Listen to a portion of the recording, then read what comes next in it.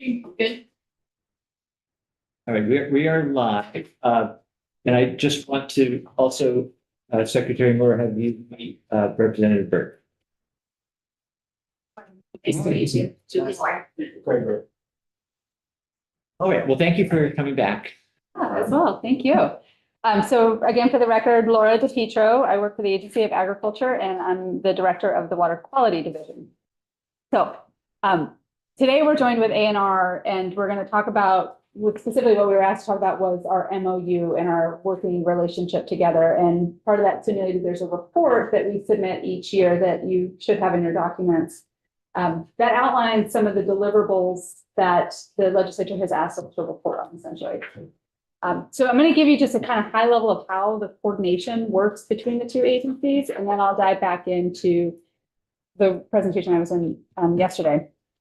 So in essence, we were talking yesterday about how agriculture regulates non-point source and ANR regulates point source.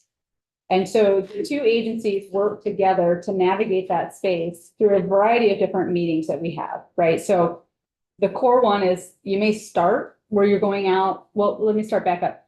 We get complaints, right? So complaints come in and we worked together. We went through a process where we did a lean, or maybe it was called something else at that point. I can't remember the exact title, but an efficiency process to figure out how to come out and make sure that we've done this work that way.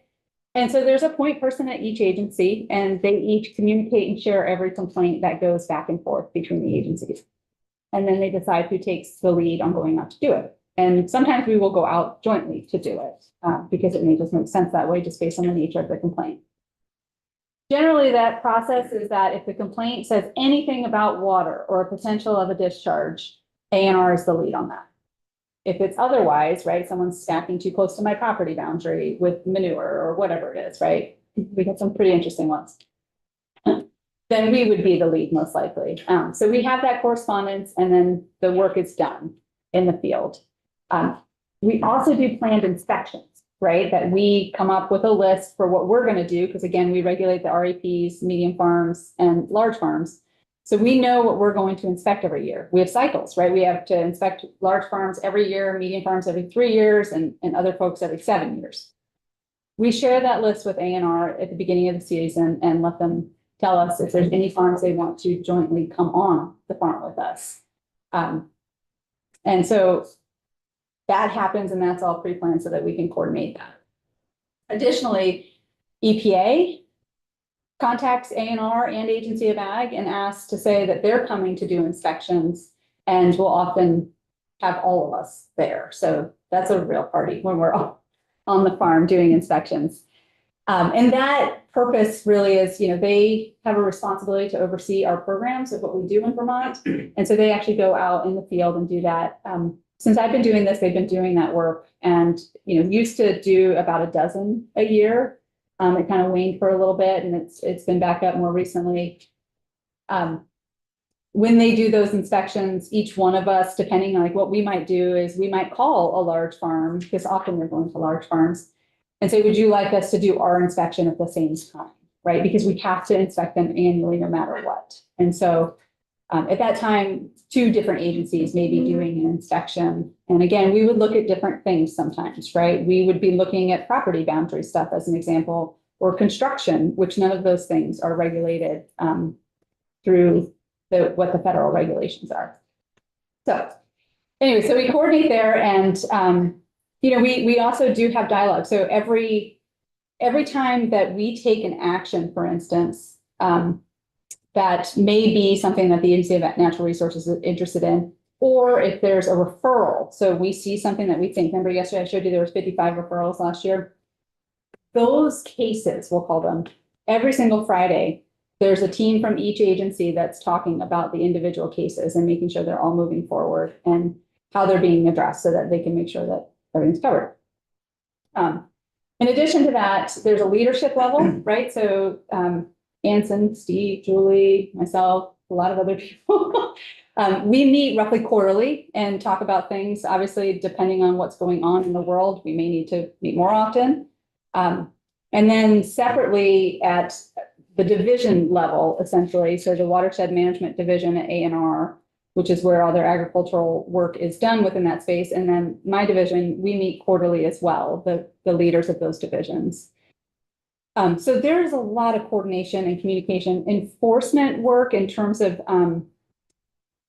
if we go out on something and we realize it's not us, it's you, or vice versa, there's a lot of that dialogue that goes back and forth. And just to give you an example of that, at one point we had a records request and the person who was, we have a point person for each one. It was over 20,000 emails that were requested from this person's email for the word referral, right? Because of this process that goes on. So there's a good amount of dialogue, and I think it's been pretty efficient since we've done that process. Nelson? I was gonna say, do you want me to give an example of a referral? Because I've had a few. Every inspection that we've had at our large farm that I'm aware of, there's been someone from both agencies there working in harmony. And sometimes even in harmony with us. We will have discussion about rules and effects right there on the farm. And a lot of times, well, we can do this and there's a program to help you achieve better water quality and things a lot get decided right there. Boots on the ground.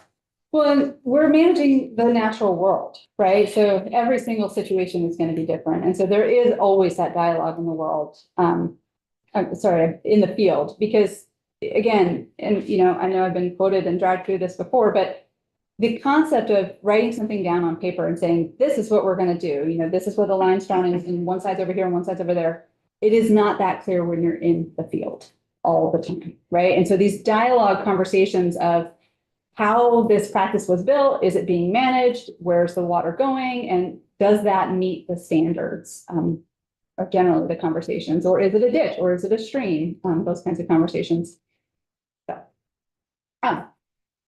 So this report outlines that it's a lot of communication and the training. And another thing about the staff, at this point, we've got a process. So when someone's hired to work for us, they have to do training to get involved in this work. And so we coordinate with the Northeast Environmental Enforcement Project. And we've had a membership with them. And so they will come up here and we can have them do trainings if we like, they'll bring, it's a consortium of many states. And so it's an ability to bring additional resources and have staff trained on all kinds of work. And especially the work that, I mentioned yesterday, it's not always pretty, right? It's not always easy. And so that conflict resolution, that's where some of that training and work that we do comes from, is to help make sure people are prepared to be able to do the job. So some of that is outlined in here. And the MOU is also at the back of that. So that MOU between the two agencies, it was last revised in 2017. And basically what it outlines is what I just described to you. In addition to doing that regulatory inspection type work, it also has some information about grant sharing and communication there, and also permitting. So we issue permits, right, for farms. And when we do, we run those permits by A&R. And so there's a whole process there where there's another set of coordination where each party gets to look at it. A lot of times if it's almost always if it's a new farm, a joint inspection occurs with both agencies, right? To make sure that there is nothing else that it should go to A&R and be permitted by A&R. So that dialogue happens as well, and feedback and completion of a permit in that process. Representative O'Brien.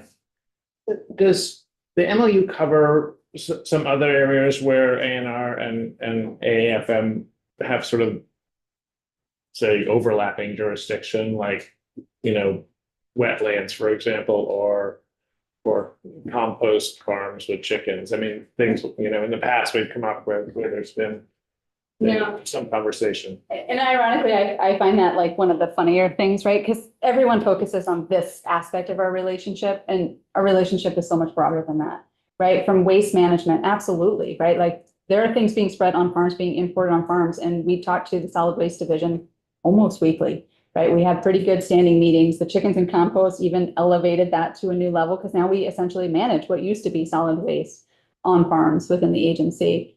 Wetlands, rivers, all of those things that are tangential to landscape, natural resource management.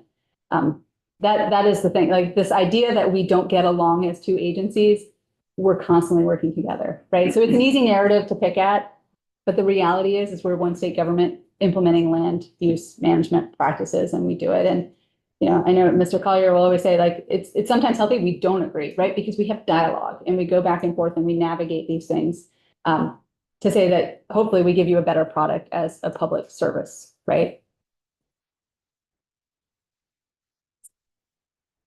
Okay, so let me jump back into presenting. Yes.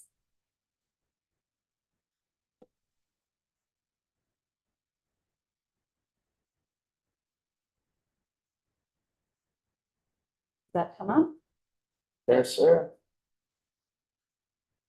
Greg, did you have a question? No, I was gonna make a comment to fill the space. Okay, so just a reminder, this is sort of where we left off yesterday, was just the differences of the programs. And one thing I want to share with you is across the country, not all states have what we have in Vermont, right? So this idea that you have non-point source rules, and we talked about how we can prevent discharges. There are many states that do not have this, right? And so if you think about that, those states, all states obviously have to have CAFO because it's a federal requirement, but it only applies to the biggest of farms. And when you think about all the other farms in some other states, they're just not even regulated at some level. And so this idea that you have, though, in the states that it does exist is a very similar concept, right? That Vermont is not special or different in terms of having a separate set of rules that implement on farms to do non-point source, and then having your federal requirements that you have to meet if you're a state that issues those requirements. So it's not novel in some sense. But let me show you the differences between the two. And there's so much more. I'm giving you kind of the high level differences between these two. So CAFO, remember, is federal, and the medium and large farm permits that we do are state permits. And so the idea of when the medium and large farm permits were built was that they would be equivalent to the CAFO standard, right? And so the goal is that if farms do implement the medium and large farm rules and comply with them, they should be in space that they don't need a federal CAFO permit. If they do not comply with them because they are no discharge permits, then they would need to fall into navigation of ANR and that process of getting a federal permit. So in essence, like the infrastructure, right? This idea of 25-year, 24-hour storm event, all of the infrastructure, like a manure pit or a collection system of some sort, needs to be built such that if that size rain event occurs, the farm can hold that water, right? And so that's the intent of it. Build it the same, so that way if they do roll to the other program, they have the right infrastructure in place. And so we built it consistent for those reasons. They have to have a nutrient management plan in both standards. The nutrient management plan is different at the federal CAFO level. States can decide how to manage that, but certainly I'll show you some of the details of why our nutrient management plan is more comprehensive. Our nutrient management plan is chosen by Natural Resource Conservation Service, sets a standard nationally. Then each state can then make it different and specific. So for instance, we have a winter spreading ban, right? And like that's in this list. We've had it for years. There are many states that do not have that. I get calls from states who are like, how did you do this? You know, asking questions about, they want to try and get to some space like that. But the federal standard is you can spread in the winter, right? So long as you manage it according to a nutrient management plan. When she says different, just for the committee, read into it, more difficult. Other states, I mean, No, Ours. ours. yeah, the other states are different. We're more difficult. No, we set the bar higher. Yeah. In saying that, it's taken time, but we are achieving those standards through our partners in our AAFM and NRCS and FSA, all working it together in our conservation districts. We're achieving far greater standards, and you saw that yesterday on how we dropped the total daily load so fast, and more to come. And I really believe that. Yeah, one simple, obvious thing is, erosion, right? We have regulations for erosion. Nationally, they don't. So if you can imagine, even if you are the biggest farm in some other state, you can have erosion, and that may not be regulated. And for us, we actually, so in Act 64, we cut erosion in half from what the standard had been. So it is T now. It used to be 2T, which is a measure of soil erosion. Additionally, once you're permitted, typically in a CAFO, it's a 5-year term permit.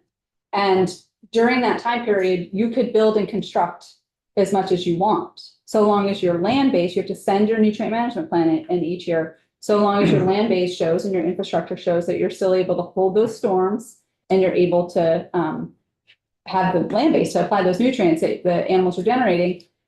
The Agency of Ag large farm, if a farm wants to build a new barn to put animals in, they have to go through a permit process to do that. So that we make sure up front that they have the storage and the land base before they have the animals, right? So very different process of government influence in the process that doesn't exist in other states. Representative O'Brien. So Laura, this CAFO permits in other places cover both point source and non-point source. No, CAFO does not cover non-point source. Does it? It's a point source program. So there's no federal non-point source? No. Really? That they're voluntary typically. So like New York, for example, what they do is they have a cost share program like we do. I showed you some of our financial programs.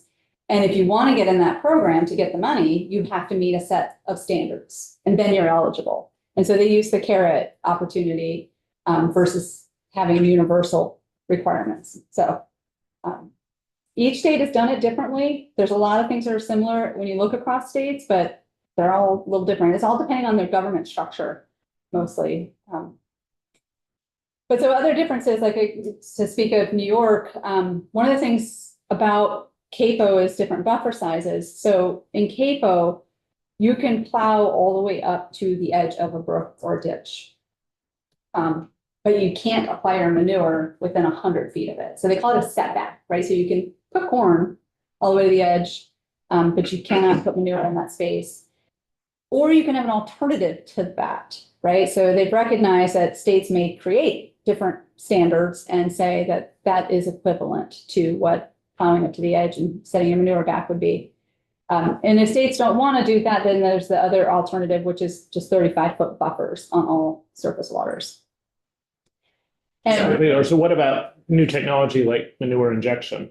correct. And that's where, so as an example, New York, their CAFO well, they don't, I'll get to that. They don't have a CAFO program, but they have equivalent like our MFO and LFO. They have 15-foot buffers, but you have to inject the manure within 24 hours, which is actually a standard we already have in our rules. We have since I've worked here. And so they've figured out that that is equivalent in their space to have 15-foot buffers on surface waters. Maine has done the same thing. They also have 15-foot buffers with manure incorporation. And so rather than getting into all those details, what we did in our rules was we said 25-foot and 10-foot were comparable in our minds because we have erosion and we have incorporation of manure. We have soil health standards, right? So preventing any of the losses from happening from the land is much more valuable than trying to get it at the end before it leaves the farm. So there's just a lot of differences about how everyone does it. We also have standards, for instance, if your soil levels of phosphorus start to get too high, there's a threshold where you have to have a reduction strategy, right? So other states, you may be able to just keep building phosphorus if their tools don't have some process to capture that. We do have a process called the phosphorus index, which is required also in CAFO, but it doesn't set and say there's a certain level of how much the soil can actually take. We also have storage, right? So we say farms have to have 180 day storage. So half of a year, essentially, you have to have the capacity to carry that rainfall. You get a lot of rain. And when you've got to build to those big storm events, it really does add up to a significant requirement for storage in Vermont that, in New York, you can still daily spread manure, right? So it's just very different. That was a severe challenge. And having 180 days of storage in 23. It was so wet and coming down so hard, we were transferring manure in prime spreading season in the summer, but we couldn't get on the field. We were transferring because we had additional storage. Mhm. In some manure, we moved 50 miles Mhm. to store it because we couldn't go because of the weather. And I don't know how we ever work through another 23 again, except I hope we don't. 23 was a very interesting thing because that was, you explained it really well. Farmers couldn't get on their fields in the fall. And they reached out to both agencies and said, look, we think we're doing the right thing right now, not getting out there, right? We're not compacting the soil because it's wet and you put heavy equipment on it. And we, think that it's too wet, it might run off. Help us understand what's going to happen if we come closer to this ban and we think we're trying to make a better choice. And so we had several meetings with the farm community and we had several meetings with ANR and we navigated how to come through that space and create an exemption process for when the weather was better to be able to get the manure out. And as far as I'm aware, I think we had 2 instances where there was runoff. Otherwise, we didn't have any concern. So farmers and custom applicators really stepped up and addressed it, which was great. and we received a permit. As long as conditions were right, we could spread into the winter. And we were blessed with an incredibly mild late December and the first half of January Mhm. to get everything under control. And then winter set in.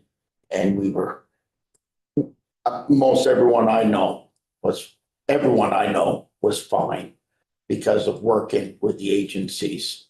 And that was tough. It was a year ago, we're talking about last Yeah. year. Yeah. Representative O'Brien? So not only do you need 180 days, right, of manure storage, you need capacity to hold everything that falls from the sky potentially into your And open that's all pits. calculated in that, yeah. Yes, Yeah, plus additional freeboard capacity. So, we definitely have much larger storages so that we can manage this. And I mean, I think the risk, what we saw, at least in that year, the manure value of what nutrient was in that was very low because it was a lot of water, right? Since Act 64 of 2015, the number of farms that have had to collect a significant amount of rainfall because it commingled with a waste is significant, right? There's a lot of storage to where historically we didn't have that. But so all that to say, there are differences, and I've kind of mentioned already some of the differences in other states, but just to give you some perspective, so Vermont manages, we have, DEC is the regulatory body that would issue CAPO permits. There are no current permits today, and that is the conversation with EPA. And Julie can speak more to that. But for the Agency of Ag, the permits that we have 97 medium farms and 36 large farms. So not a large number of farms, right, in general, and you see our inspection cycles there. So we are regularly out there on these farms. Maine has a very similar situation to Vermont. So EPA has an MOU with the state ag agency and the state environmental agency, and the ag agency is the lead inspector that goes out and they issue what they call livestock operation permits or LOP permits. When the process started with them, DEC initially issued 6 CAPO permits, but to date, generally the ag agency is out there doing those work. And there are more farms that certainly would meet that threshold based on census data to be a CAPO-sized farm, but they operate, again, similar to us, where they have a non-point source permit that checks the farm until the farm doesn't meet that standard, and then their Agency of Natural Resources would step in and permit it if necessary. For these farms, they only inspect them once every 5 years, which is this general standard that EPA recommends farms do, is inspect every 5 years. And guidance documents. New York, which is a big dairy state, has, 633 farms, according to the census, that were over 200 cows, which is the threshold for medium. So any more than 200 cows and up, and they have no CAPO permits in the state. They also went to a similar permit like the state of Vermont has, where it's a no discharge permit, it's non-point source permit. And should there be a discharge, then the state could issue a CAPO permit. They have both permits available, similar to how Vermont does, but farmers, it's an option for farmers if they want to voluntarily get one, which is the case for anyone in Vermont or anywhere else, want to get a CAPO permit. But they have to get the state permit to start with if they don't, if they meet that standard. Again, they have an interesting space where the 200 to 300 cow, which for us is a lot of our dairies are in that category. They don't inspect those farms. They get a complaint and they'll go and inspect them, but they don't regularly inspect them. They go from 300 and up that they regularly inspect, and they only inspect every 5 years over there in New York. New Hampshire has one farm. They're not a delegated state, so EPA can do the regulatory work in a state, or they can delegate it to the state. There's only 3 states that have not got delegation, and New Hampshire is one of them. So Boston EPA Region 1 regulates in New Hampshire.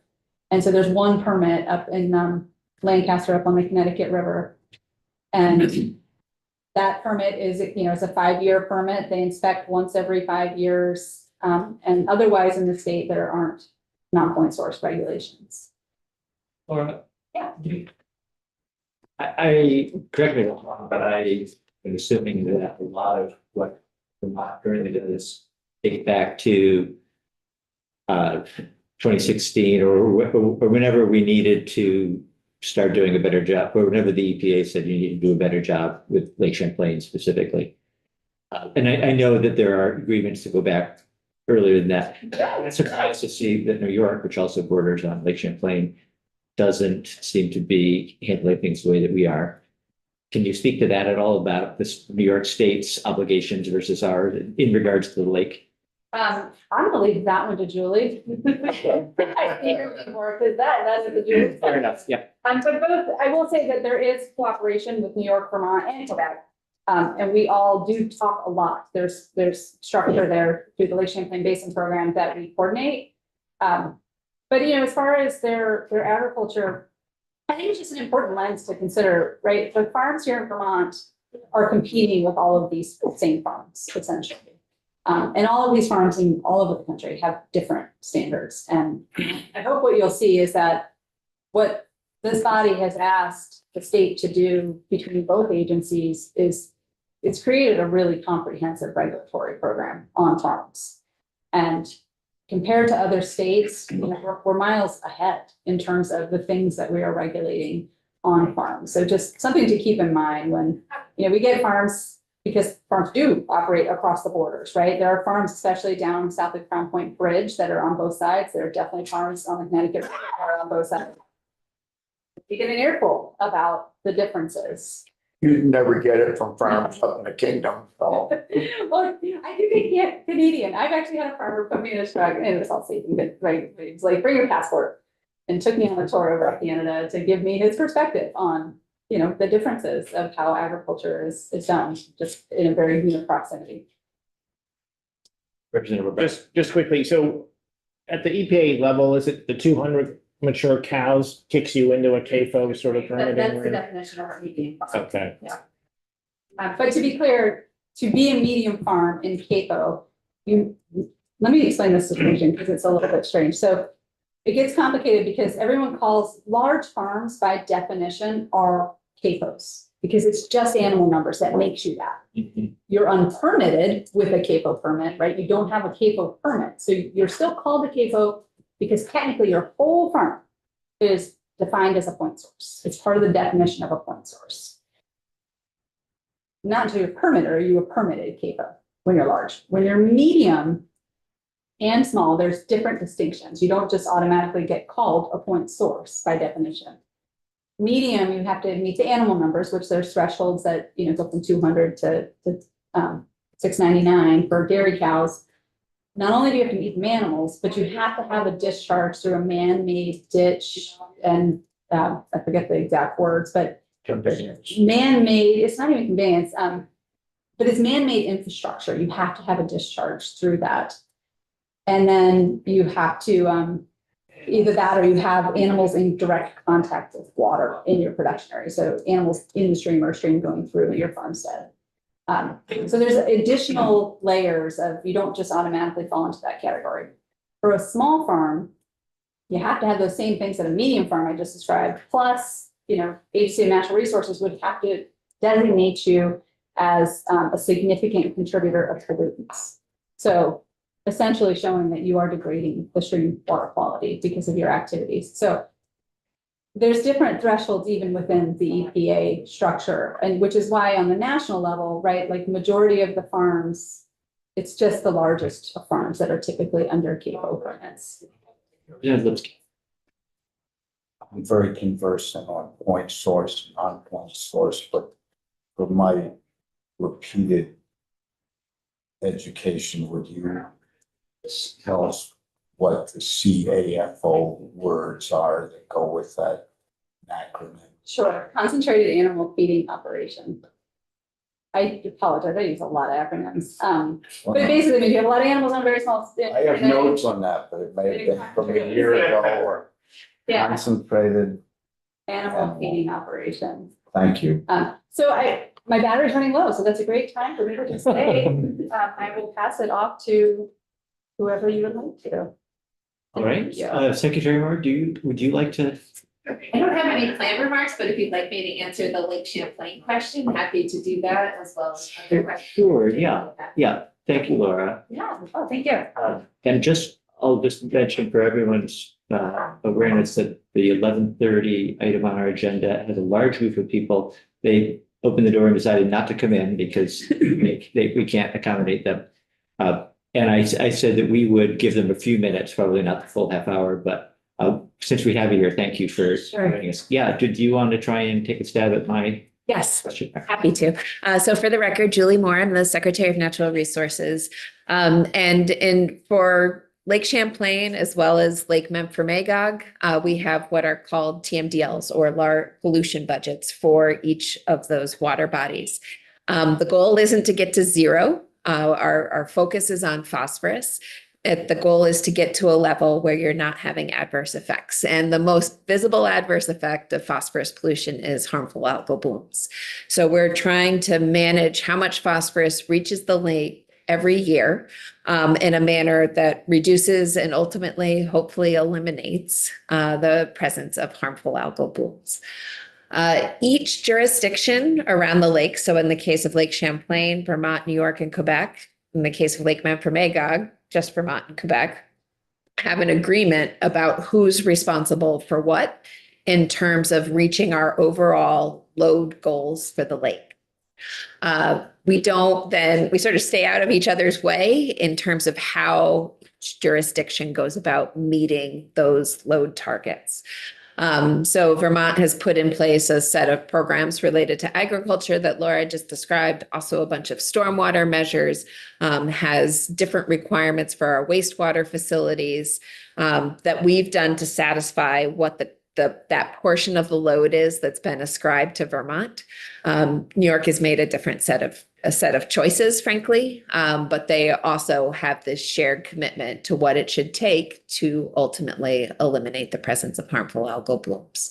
And the Lake Champlain Basin Program that Laura mentioned is also a really important convener in this space. They bring together representatives from all three jurisdictions so that we can learn from one another, do some of this information sharing, and then also supports a lot of what I would call applied research. So helping answer questions in places where we may not know the efficacy of a particular practice, helping us do those kinds of evaluations and better understand some of the ecosystem processes so we can make better choices about the types of programs we end up putting on the ground. Thank you.